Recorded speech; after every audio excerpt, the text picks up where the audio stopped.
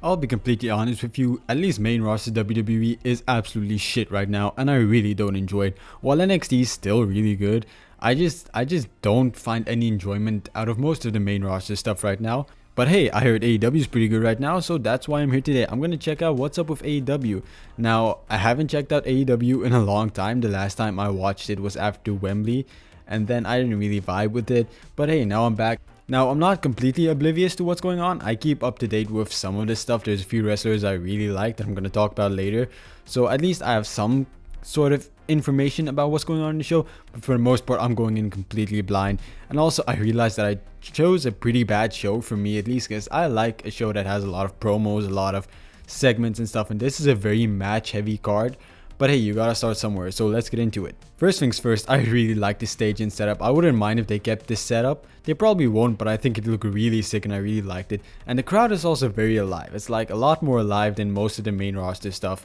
And I get the difference because AEW has a more hardcore base while WWE is more casual. So it makes sense, but I really preferred like a rowdy crowd over whatever's going on over there. Now the show opened with Adam Page coming out, Hangman Adam Page, I guess I should say, who cares. He comes out and he cuts a whole ass promo in Spanish, which was really cool. As someone who's trying to learn Spanish, I found that really entertaining. And hey, it's gonna be my third language, so I didn't understand everything that's gonna be said, but you know, it was still pretty cool. The reason I like this is because it's so different than anything else you see. Like, when was the last time you saw a English babyface come out and just cut a promo in Spanish? I just thought that was a very babyface move and I really liked that. And it was kind of sick, I'm not gonna lie to you. I really hope he wins the championship from Jon Moxley. His reign's been ass, so I really hope Adam Page wins it.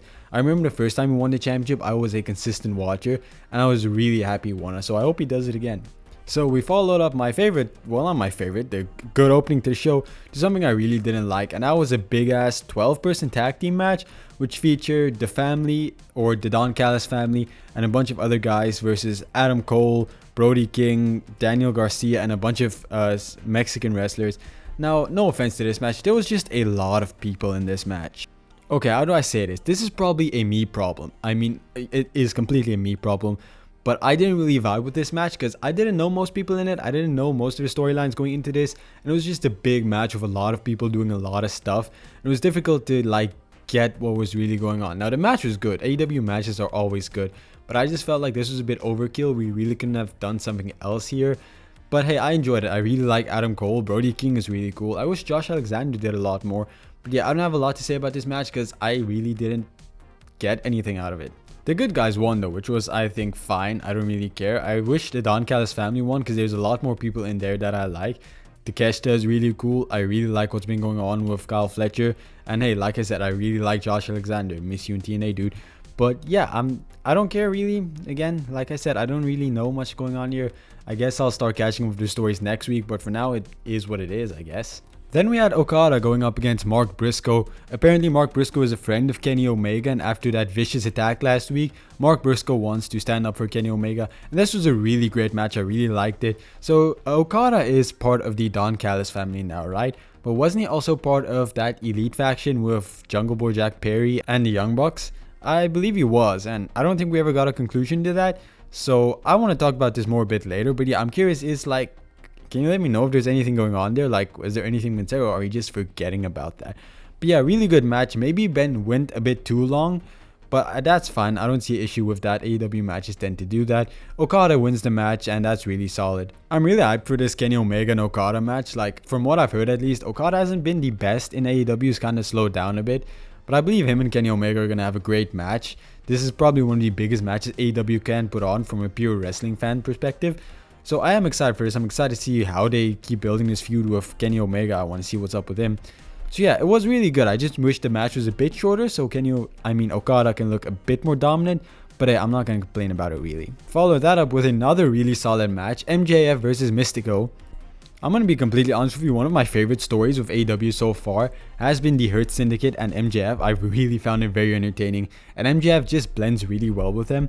I really liked it, and MJF ends up losing this match via disqualification. He rips off Mystico's mask after the match. I made a few mistakes, but I cut that out. Don't worry about that. Anyway, he rips off his mask, and then the Hurt Syndicate just beat him up before a bunch of other dudes come out and stop him, including Speedball Mike Bailey and hey, another TNA guy. Guess I'm looking a lot of TNA stuff today. But yeah, overall I found this really entertaining. MJF is just a really good slime heel, just exactly the same as he was before when I watched, which was last time I watched his stuff was with the Adam Cole stuff. Funny how they're both baby faces again. Anyway, yeah, I like this. I want to see more of this. I wonder if Mystico is going to get revenge. I get why they didn't make him lose clean. He's probably a big star in CMLL, so you don't want to have him lose clean. But I did wish the match had a clean result, you know? But overall, it's fine. I don't know if he's going to keep appearing, get revenge on MJF, but I would like to see it. I'd like to see this continue. Then we had Mercedes Moné going up against Zeuxis. I hope I pronounced her name right, correct me if I'm wrong. And Mercedes Moné wins her 6th championship, which is pretty insane. And I hear a lot of people constantly complain about this online, and I get it, like she's holding a lot of championships. But at this point, I don't really care. I guess it's just really cool to see. I hope she doesn't win the AEW Women's World Championship. We'll talk about that in a sec again. But yeah, I think it's really cool. Just let her win as much championships as she wants. She's basically the 2.0 belt collector at this point. But yeah, after the match, Toni Storm, it comes out, she plays this cool ass vignette, and then she attacks Mercedes Moné. I really like Toni Storm. I'm going to be completely honest with you. My favorite wrestler in AEW right now is Toni Storm. Everything she's doing is just so entertaining. So I really hope she retains. I get why they would want to put it on Mercedes Moné. It would be like the ultimate prize for her to win. But I don't want every women's championship on AEW to be in Mercedes Moné's hands. So I really hope Toni retains. Also, this match was really short. At least it felt really short. I wish they kind of cut that Okada match a bit shorter and made this match a bit longer. That would have been really good for me. But it is what it is. It was fine. Then we had a Fatal 4-Way match for 4 million pesos. It was Hologram versus Lio Rush versus Ricochet versus some guy's name I forgot. I'm so sorry. Mascara Dorado, that's his name. Wasn't he Lince Dorado? I think so. No, I probably am wrong. Who cares? It was a pretty solid match. As soon as Hologram came out and it said he had an undefeated streak, I just knew he was going to win. But it was fine. Now my biggest question is this actually going to mean anything, or is just a special add on to the match, like just saying it's 4 million pesos to make the match more special? If they're not going to continue it, I think it's a lost opportunity to not have Ricochet win, because I feel like he's such a slimy heel that you just want to see him get his ass beat, and him saying he has all that money could be very entertaining. Now on the other hand, if they're not going to do anything, it's just a pretty big victory for Hologram, which is fine. Again, I don't really know what to say much about this. It was a pretty solid match. If it leads to anything, then I'm glad. If it doesn't, you know, who really cares about this? But if it means something and they actually build up a storyline with this, I think Hologram is a pretty interesting choice, because what's he going to do with this? Like, you can see Ricochet or Lio Rush do something with that, but Hologram's like that. There could be something interesting there. Then we had the main event of the show, which was the superior multi-man tag team match. Beast Mortos, Jon Moxley, Wheeler Yuta, and the Young Bucks going up against a super team babyface squad, which is the Ops, Swerve Strickland, and Will Ospreay. Man, I love Swerve Strickland and Will Ospreay. They're really cool. Like, I get a lot of people complain about them. I don't care. They're just dope as fuck. So this is a really great match. Like I said, way superior. I knew everybody in this match. Everybody in this match was cool. I got all the storylines. So I really sat down and enjoyed this match. It was a really solid match for me. And at the end of the day, the bad guys won. Jon Moxley rolled up Swerve Strickland, which is damn. I didn't expect that. I was pretty confident that Beast Mortos was going to take the pin, because he's not necessarily on a level as all the other guys. But hey, it's fine. Like, I guess that's interesting. And then after the match, Hangman Adam Page came up and he chased away all the bad guys, and the baby faces stood tall. And now okay, before we get that, Hangman Adam Page accidentally hit the buckshot lariat on one of the Young Bucks. And it seems like the Young Bucks are confused about that. Now, last time I watched, they weren't on good terms at all. They were completely split up. So has there been anything new there?